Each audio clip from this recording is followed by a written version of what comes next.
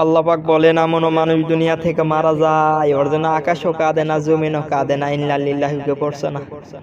আপনি দেখছেন সামনাসামনি প্রশংসা করছে, আর পিছনে যায় বলে আল্লাহ মরে না কা, এত মানুষ তুলে নাও, আর এই শয়তানকে তুমি দেখো না। এমন জ্ঞানী তাই ভাই।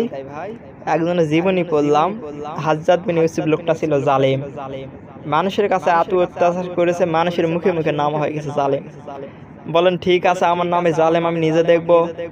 ছদ্রবেশের রাস্তায় গেছে, এক গ্রাম্য লোকের সাথে দেখা, ডাক দে বলো, ভাই হাজ্জাজ বিন ইউসুফ লোকটা কেমন? ও জালেম, জালেমের বাচ্চা জালেম। যেই গালি দিয়েছেন মেজাজ গেছে খারাপ হয়ে। ডাক দে বলে, বেটা আমার চিনো? বলছে না, আমি সেই লোক। ও চিন্তা করছে, আল্লাহ কার সামনে কি বললাম, আমার মাথা থাকবে না। ও আবার ডাক দিয়ে বলছে, বাদশা আপনি আমারে চিনেন না? আমি ওই গ্রামের ওই লোক যার মাসে 2 দিন মাথা খারাপ হয়, আজকে তার পহেলা দিন।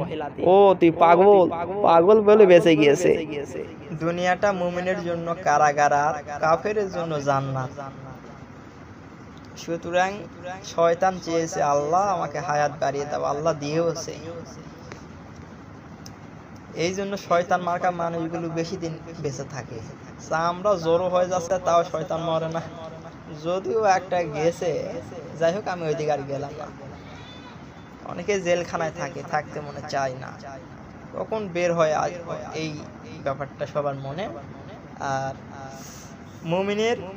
মুমিনের জন্য এটা একটা কারাগার, পৃথিবীতে একটা মুমিনের জন্য কারাগার, থাকতে মনে চাইবে না, খালি মন ওর চায় যে কখন মারা যাবার জানতে যাব।